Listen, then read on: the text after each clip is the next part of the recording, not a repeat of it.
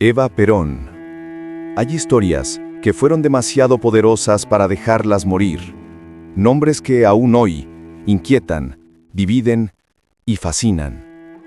Pero entre todas esas figuras existe una que se convirtió en mito. Una mujer que se levantó desde la pobreza absoluta para impactar a todo un país. Una mujer que, incluso después de muerta, siguió siendo peligrosa. Hoy en Perfiles Secretos, te contaré la vida de Eva Perón y el perturbador destino de su cadáver. Una historia que los poderosos intentaron borrar, pero que nunca lograron enterrar. Eva María Duarte nació el 7 de mayo de 1919 en Los Toldos, un pequeño pueblo rodeado de campo y polvo, donde las historias se transmitían de boca en boca y los secretos pesaban más que la verdad. Desde el primer día, Eva cargó con un estigma. Su padre, Juan Duarte, tenía dos familias, y ella pertenecía a la otra, la que no aparecía en la foto, la que vivía a las orillas del pueblo, en una casa humilde donde el dinero era apenas un recuerdo. Aún así, su madre, Juana Ibarguren, hacía lo imposible para mantener a sus 5 hijos unidos. Cosía, planchaba, trabajaba donde podía, y aunque la pobreza siempre estaba ahí, nunca dejó que el hambre apagara los sueños de nadie. Eva creció rodeada de sus hermanos, compartiendo risas, juegos simples y complicidades. La primera gran herida llegó temprano. Cuando Eva tenía apenas 1 año, su padre decidió abandonarlos. Se fue sin mirar atrás, regresando con su familia legítima. Y ese vacío, aunque ella era demasiado pequeña para entenderlo, se convertiría en una sombra que la acompañaría toda la vida. Pero la herida más profunda llegó cuando Eva tenía 6 años. Juan Duarte murió. Y la familia oficial permitió que Juana y sus hijos asistieran al velorio. Pero no como familia, sino como intrusos, como desconocidos. Eva lo recordaría siempre. Estar parada al fondo del salón, mirando a los hijos reconocidos despedirse de un hombre que también había sido su padre, pero al que a ella nunca le permitieron llamar así. En los años siguientes, la familia se mudó a Junín, buscando oportunidades. Y aunque la vida seguía siendo dura, Eva empezó a descubrir nuevos mundos. Le fascinaban los teatros que llegaban al pueblo. Miraba a los actores como si fueran seres mágicos, capaces de escapar de su vida y transformarse en otra. Y ahí, entre luces pobres y telones, nació un sueño que parecía imposible. Ella quería estar ahí arriba. Quería actuar. Quería contar historias. Era apenas una niña, pero dentro de su pecho ya ardía una ambición, una necesidad de convertirse en algo más grande que el destino que le había tocado. Mientras otras niñas jugaban a la casa o con muñecas, Eva jugaba a la fama. Se paraba frente a espejos rotos, improvisaba obras, imitaba voces que escuchaba en la radio. Y aunque la pobreza la rodeaba, su imaginación siempre viajaba lejos. La niñez de Eva no fue una infancia feliz ni cómoda. Fue una mezcla de carencias, dolor, aprendizaje y resistencia. Y así, mientras crecía entre secretos, humillaciones y pequeños destellos de ilusión, se fue formando la niña que, años más tarde, se convertiría en la mujer más influyente de Argentina. A los 15 años, Eva Duarte dejó Junín y viajó a Buenos Aires con la intención de iniciar una carrera artística. Llegó a la capital con recursos limitados y sin contactos que facilitaran su ingreso al ambiente teatral. Su llegada fue sencilla: un tren, una valija pequeña y la expectativa de encontrar oportunidades que en su pueblo no existían. Buenos Aires en ese momento era una ciudad en crecimiento, con teatros, radios y productoras que atraían a jóvenes aspirantes. Sin embargo, la competencia era alta y Eva enfrentó desde el inicio las dificultades típicas de quienes buscaban un lugar en ese medio. Al llegar, se hospedó en pensiones económicas y cambió varias veces de alojamiento debido a los costos. Sus primeros trabajos consistieron en papeles pequeños en radioteatros, donde interpretaba personajes secundarios y participaba en programas de bajo presupuesto. Aunque estos roles eran modestos, le permitieron adquirir experiencia y hacerse notar por productores y directores. Con el tiempo, Eva logró participar en emisoras más importantes, como Radio Belgrano y Radio El Mundo, donde comenzó a recibir papeles de mayor relevancia. Su voz y su capacidad para adaptarse a diferentes estilos la ayudaron a asegurar contratos más estables. Para mediados de la década de 1940, ya era una presencia reconocida en el circuito radial y trabajaba de forma constante. Paralelamente, continuó participando en obras de teatro. Su ascenso en este ámbito no fue rápido, pero sí progresivo. Empezó con compañías pequeñas y papeles menores, hasta que finalmente consiguió roles protagónicos en producciones de mayor visibilidad. Esto la llevó a consolidarse como una actriz conocida dentro del ambiente teatral porteño. Para cuando conoció Juan Domingo Perón en 1944, Eva ya había logrado construir una carrera sólida en los medios. No era una estrella de gran renombre nacional, pero sí una figura establecida en la radio y con reconocimiento dentro del ambiente artístico de Buenos Aires. Eva Duarte conoció a Juan Domingo Perón el 22 de enero de 1944 durante un evento benéfico organizado en el Teatro Colón de Buenos Aires. El acto tenía como objetivo recaudar fondos para las víctimas del terremoto de San Juan, una tragedia reciente que había generado una fuerte movilización social. Perón asistió en calidad de secretario de Trabajo y Previsión, un cargo que lo posicionaba como una figura emergente dentro del gobierno militar. Eva, por su parte, participó como una de las actrices invitadas al evento, representando al ambiente artístico que apoyaba la colecta. El encuentro entre ambos se dio detrás del escenario. Eva se acercó a Perón para presentarse y expresar su interés por el trabajo social que él estaba promoviendo desde la Secretaría. A partir de ese momento, iniciaron un vínculo que avanzó rápidamente. Comenzaron a verse con frecuencia y en pocas semanas ya mantenían una relación estable. La conexión entre ambos se fortaleció tanto en lo personal como en lo profesional. Perón vio en Eva una figura dispuesta a colaborar en tareas de comunicación y apoyo público, mientras que ella encontró en él una oportunidad para vincularse con un proyecto político en crecimiento.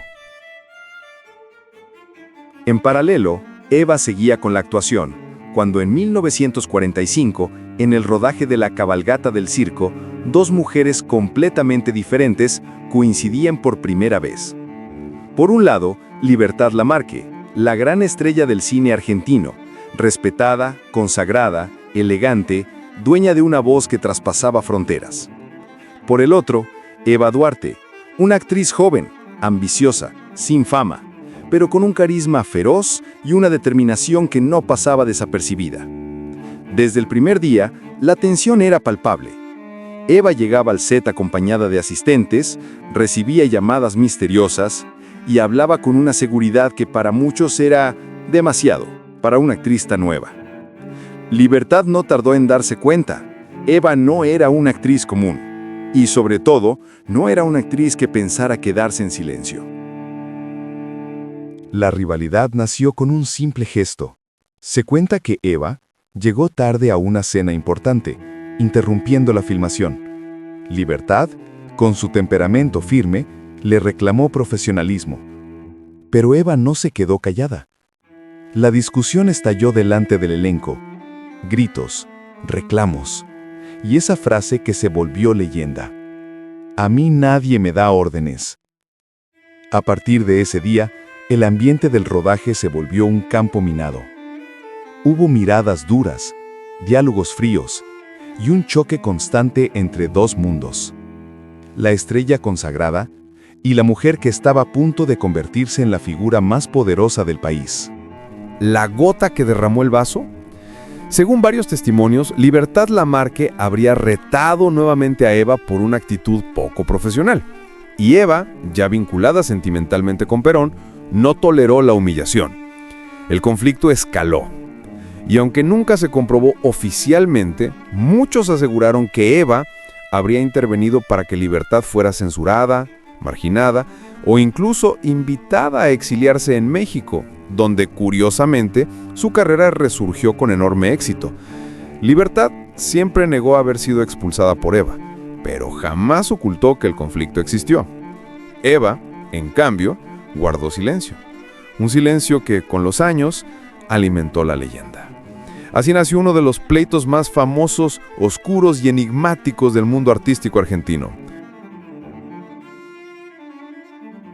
El rol político de Eva Perón comenzó a consolidarse a partir de 1946, cuando Juan Domingo Perón llegó a la presidencia de Argentina. Aunque no ocupó un cargo formal dentro del gobierno, Eva se convirtió en una figura central del movimiento peronista y en una intermediaria directa entre el Estado y distintos sectores sociales.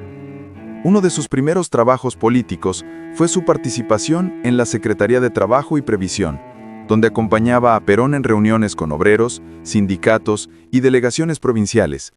Su presencia en estos espacios ayudó a fortalecer el vínculo entre el nuevo gobierno y la clase trabajadora. Eva también desempeñó un papel fundamental en la movilización femenina. Desde la radio y actos públicos, impulsó la participación de las mujeres en la vida política y apoyó firmemente el proyecto que llevó al voto femenino en 1947. Poco después, fue una de las impulsoras de la creación del Partido Peronista Femenino, organizando delegadas en todo el país. En 1947, Eva Perón emprendió la gira más ambiciosa que una mujer argentina hubiera realizado hasta ese momento, la llamada Gira del Arco Iris. Su objetivo oficial era diplomático y humanitario. El objetivo real, consolidar la imagen internacional del peronismo. Durante este viaje, Eva fue recibida no como actriz, no como primera dama, sino como una figura política con peso propio. Y uno de los momentos más destacados ocurrió en España, donde fue recibida por el jefe de Estado, Francisco Franco, y por la familia real española en funciones protocolares de la época. Eva llegó a Madrid entre multitudes. Miles de personas abarrotaron las calles. Para un país devastado por la posguerra, su visita fue un acontecimiento político y emocional. En las recepciones oficiales, Eva fue presentada a los representantes de la monarquía española, incluida la entonces condesa de Barcelona, madre del futuro rey Juan Carlos I, junto con otras figuras aristocráticas que mantenían relación institucional con el régimen. Eva no pasó desapercibida. Su estilo directo, su seguridad, su forma de vestir y su postura firme rompían el molde de la diplomacia tradicional. No era tímida, no bajaba la mirada, no temía mostrar autoridad. De hecho, varios cronistas destacaron que en cada encuentro con figuras reales y aristocráticas, Eva actuó como igual, no como invitada menor. Su presencia contrastaba con la rigidez monárquica. Vestidos llamativos, gestos firmes, discursos donde hablaba de justicia social con total claridad. Para unos fue audaz, para otros una falta de protocolo, pero para todos fue imposible ignorarla.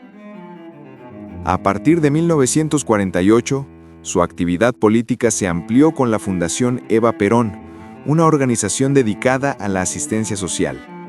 Desde ahí gestionó hospitales, hogares para niños, programas de educación y ayuda directa para sectores vulnerables. Aunque la fundación era presentada como una obra solidaria, también funcionó como una herramienta política que reforzaba el apoyo popular al gobierno. En 1951, Eva alcanzó su punto más alto de influencia, cuando una parte del movimiento obrero impulsó su candidatura a la vicepresidencia. Sin embargo, debido a tensiones internas y a su deteriorado estado de salud, renunció a la postulación durante un acto público conocido como el Cabildo Abierto del Justicialismo. A comienzos de 1950, Eva Perón empezó a mostrar signos de un deterioro físico que inicialmente se mantuvo en reserva. Con el tiempo, los médicos confirmaron que padecía un cáncer de cuello uterino, un diagnóstico grave para la época y con pocos tratamientos efectivos. Su estado fue manejado con estricta discreción dentro del círculo presidencial. Durante 1951, su salud empeoró mientras seguía desempeñando actividades políticas intensas. Incluso participó en actos públicos multitudinarios, a pesar de estar cada vez más debilitada. La enfermedad avanzó rápidamente, provocándole dolor constante y pérdida significativa de peso. Para mantener su agenda, recibió tratamientos experimentales y cuidados especiales, pero ninguno logró detener el avance del cáncer. A finales de 1951, tras renunciar públicamente a la candidatura a la vicepresidencia, su condición se volvió crítica. En 1952, ya no podía realizar apariciones públicas sin asistencia. Aún así, continuó trabajando desde su residencia y mantuvo contacto directo con la Fundación Eva Perón hasta donde su salud se lo permitía. El 26 de julio de 1952, a las 20:25, Eva Perón murió en Buenos Aires a los 33 años. Su fallecimiento fue anunciado oficialmente por cadena nacional y provocó una respuesta inmediata en todo el país. El gobierno decretó duelo nacional y su cuerpo fue preparado para ser velado en la sede de la Confederación General del Trabajo. Después de la muerte de Eva Perón, el 26 de julio de 1952, el gobierno decidió embalsamar su cuerpo para preservarlo de manera permanente. La tarea fue encargada al doctor Pedro Ara, un especialista español en conservación cadavérica. El proceso llevó meses y fue realizado en instalaciones controladas de la Confederación General del Trabajo. Mientras se realizaba el embalsamamiento, el cuerpo permaneció bajo estricta vigilancia. El plan original del gobierno peronista era construir un mausoleo monumental donde los restos de Eva serían depositados junto a los de Juan Domingo Perón en el futuro. Sin embargo, el proyecto quedó inconcluso. En 1955, un golpe militar derrocó a Perón y estableció un régimen que prohibió los símbolos peronistas. El cuerpo embalsamado de Eva se convirtió en un problema político para las nuevas autoridades. Temían que su tumba se transformara en un punto de concentración para simpatizantes del peronismo. Por esta razón, los militares ordenaron el secuestro del cadáver. Durante meses, el cuerpo de Eva fue trasladado de manera clandestina entre distintos edificios y dependencias estatales. El objetivo era mantenerlo oculto y evitar que fuera recuperado por seguidores peronistas. Finalmente, en 1957, las autoridades decidieron sacar el cuerpo del país. Con una operación secreta, los restos fueron enviados a Italia bajo una identidad falsa y enterrados en un cementerio de Milán con el nombre Maria Maggi de Magistris. Allí permaneció en secreto durante aproximadamente 16 años. En 1971, el gobierno militar argentino, bajo presión y negociaciones, permitió la devolución del cuerpo a Juan Domingo Perón, quien en ese momento vivía exiliado en España. Los restos fueron entregados en Madrid, donde Perón y su esposa de entonces, Isabel Perón, los conservaron en su residencia. Tras la muerte de Perón en 1974, Isabel asumió la presidencia argentina y ordenó la repatriación del cuerpo de Eva. En 1976, los restos fueron finalmente trasladados a Buenos Aires y sepultados en la bóveda familiar de los Duarte, en el cementerio de la Recoleta, donde permanecen hasta la actualidad bajo medidas de seguridad reforzadas. Eva Perón dejó un legado imposible de ignorar, un nombre que todavía divide, inspira y conmueve. Pero aquí, en Perfiles Secretos, no buscamos héroes ni villanos, buscamos la verdad detrás de cada personaje. Es necesario que cada uno de los trabajadores argentinos y que no duerma, porque los enemigos trabajan en la sombra de la traición y a veces se esconden detrás de una sonrisa o de una mano tendida.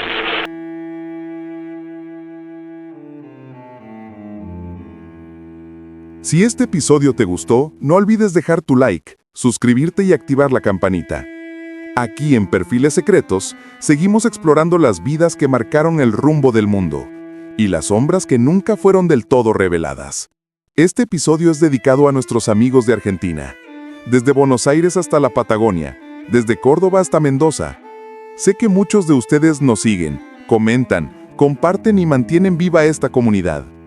Cada mensaje, cada like y cada suscripción es lo que impulsa a este canal a seguir creciendo y a seguir descubriendo juntos los secretos que marcaron a toda una nación.